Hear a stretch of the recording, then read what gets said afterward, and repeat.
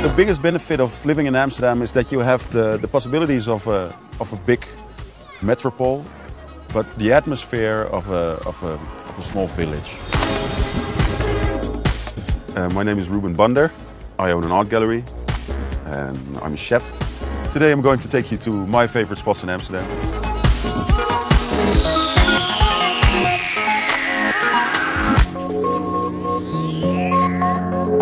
We are standing on the Southern Church Tower. And behind this tower I grew up, and the house right over there is my parents' house, it still is. And now I live like 100 meters that way.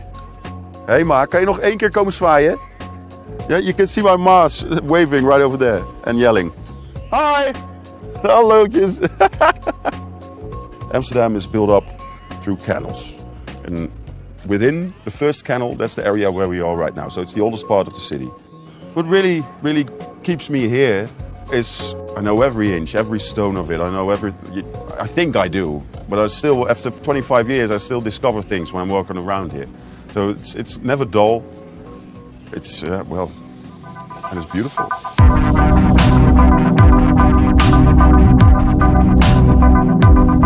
Well, we are now in the center of the Newmarkt area, the actual Newmarkt. You can see it's one of the oldest parts of Amsterdam. If you look at the houses and everything comes together here. And now we're gonna have my first coffee of the day. We're gonna do that at Latij, my favorite coffee bar. It's just around the corner. Let's go. You have the best coffee in Amsterdam. You can have that here. You can have very nice sandwiches and fruit juices and everything. And the fun fact is that you can buy everything here, what you see. So this vase or this table or this chair or all the lamps that you see on top of the ceiling, and everything is for sale. This is one of the most beautiful parts in Amsterdam because of the diversity. With lots of shops for clothing, coffee bars, sandwich shops, and it's Chinatown as well. There's happening stuff here all the time. It's fun. So here's where I drink my coffee, but if you're looking for something stronger, like Geneva, you can go to the best Geneva bar in town, which is just around the corner. This is a Geneva bar called in the Olofspoort, in one of the oldest building in Amsterdam. They have more than 60 Genevas here. So in combination with this old building, to drink this really old classical Dutch distillate is, well, it's fun. It's nice to drink it in an environment like this, like a brown cafe, where nothing really has changed for the past 400 years, except for electricity and stuff.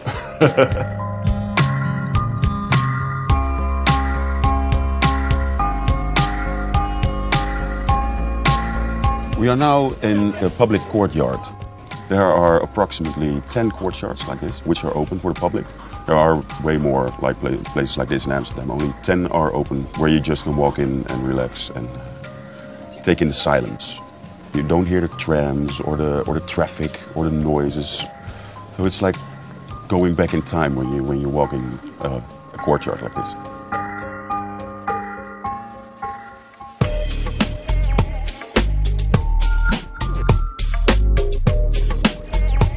We are now here at an old steam mill factory. They have built a cultural center in it. So you have theater, you have exhibitions, you have a very nice restaurant, cafe, some kind of supermarket dish. You have a beach, a city beach. It's really nice.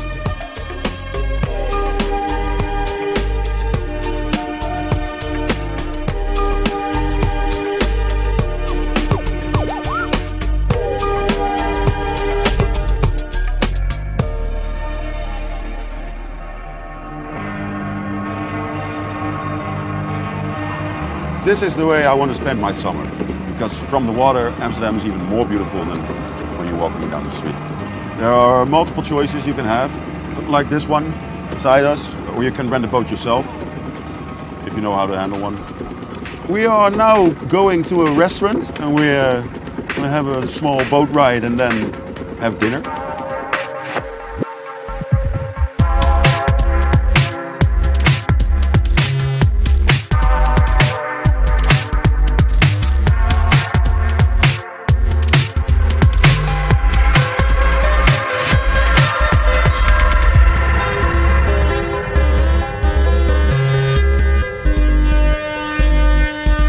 The restaurant Rem Island is a former illegal broadcasting island. It lasted for a month, and then it had been rusting for 40 years in the North Sea.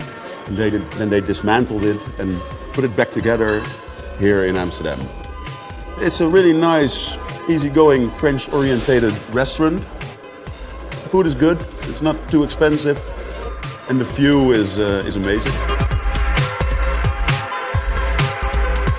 After we're done eating, we're going to the Club Trouw, which is, I think, the best club in Amsterdam. It's in an old building where they made newspapers until 10 years ago or something. Then it was empty for a couple of years, and then they built a club in it. It's big and it has the same atmosphere as Rem Island. It has its raw edges. And well, during the Amsterdam Dance Event in October, if you go there, you have the biggest headliners. I can recommend it. If you want to get to know Amsterdam, take a week. Not a day or 2 days, just come by and have a good time. So I'm going to have a party, and maybe I'll see you at the Trouw. So goodbye.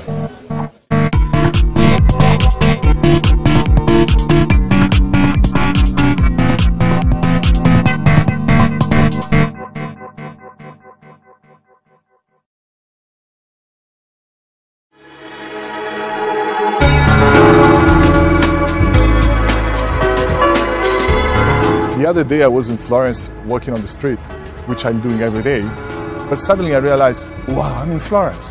That's what Florence is giving to me. Everything amazes me a little bit more.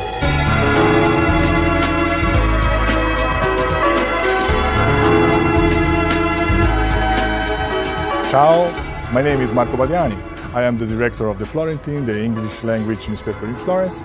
And today we are at the top of the Astoria Hotel enjoying this Florence landscape.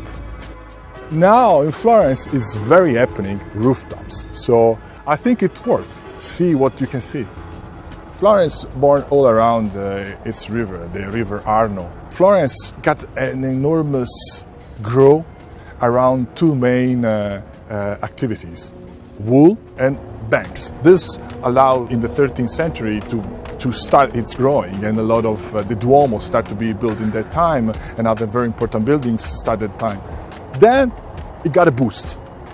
It got a boost with the period we call Renaissance, and with the coming to the power of the Medici family. The Medici family influenced the Renaissance heavily because they put a lot of money invested in supporting artists. So we can say they were like the big founders of Renaissance.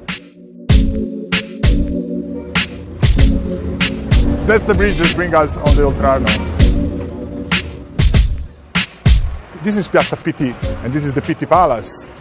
This neighborhood is the Oltrarno. It's very peaceful and relaxed. On the contrary, on the right bank of the Arno, where there is a lot of big chain and more touristic, here there is less people, more relaxed, slow motion, let me say. You can find a lot of artists' atelier, vintage shop, nice restaurants, and it's also the place where a lot of the young people hang out in the evenings to have fun, drinks, or just stay on the street with friends. We're here at the Pitti Mosaici workshop, and we're seeing a technique that is very interesting because it comes directly from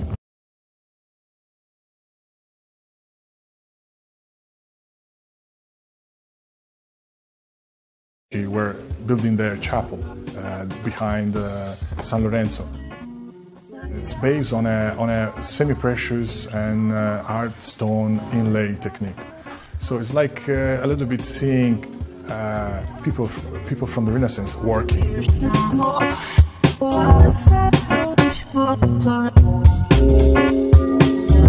So this is a kind of workshop you can find in Oltrarno, where you can still find the real production of shoes.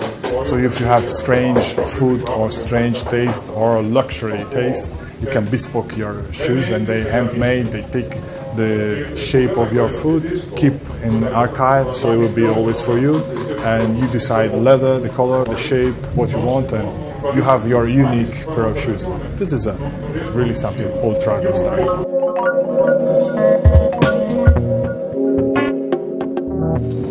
We are here in the general market in the center of Florence, in the San Lorenzo area.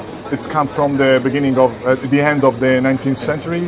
People meet at the market. I'm going to have it. Very good. Grazie, arrivederci. So we're going to have a lampredotto panino. Lampredotto. E ci mettiamo sale e pepe, sì. Sale e pepe, sì. Salsa verde e un po' di salsa piccante. We're going to eat lampredotto panino, which is very typical. Grazie. It's a very typical Florence panino. It's the fourth part of the stomach of the cow. Here started as a poor food, and now it's traditionally very in trend in Florence. You have to taste it because it's a really special consistency and flavor. You want to taste?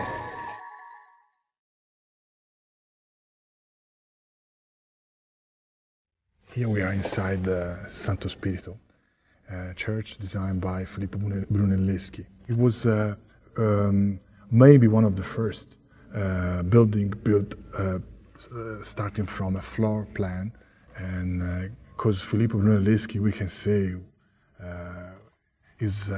maybe was one of the first architects of history. He likes simple things, and so the main feeling you have in this church is a great harmony, and everything is well proportionated.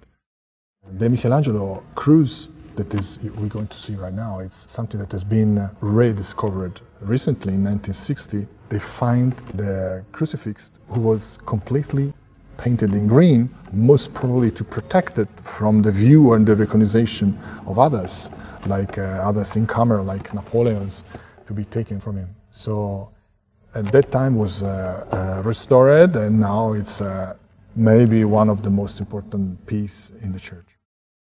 We are here in front of Palanerli by Filippino Lippi.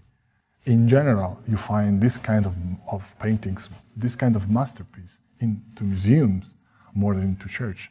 But here we're lucky we have in Santo Spirito the possibilities to see a painting like that. We can enjoy the beauty and be inspired by that.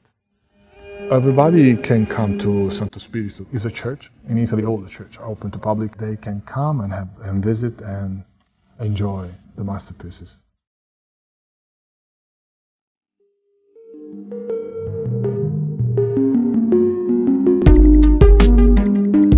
Behind us we have the Vasari Corridor, one of the masterpieces in Florence. It's actually a passageway that the Medici Grand Duke used and their family used to walk in the city unnoticed. At the time of the Medici, when Vasari built up the Corridoio, butchers used to be there, but the Grand Duke and the Duke, that they feel that not very nice perfume coming from the scratches of the butchers, and they decide to change with another activity, so that's why we have jewelers now.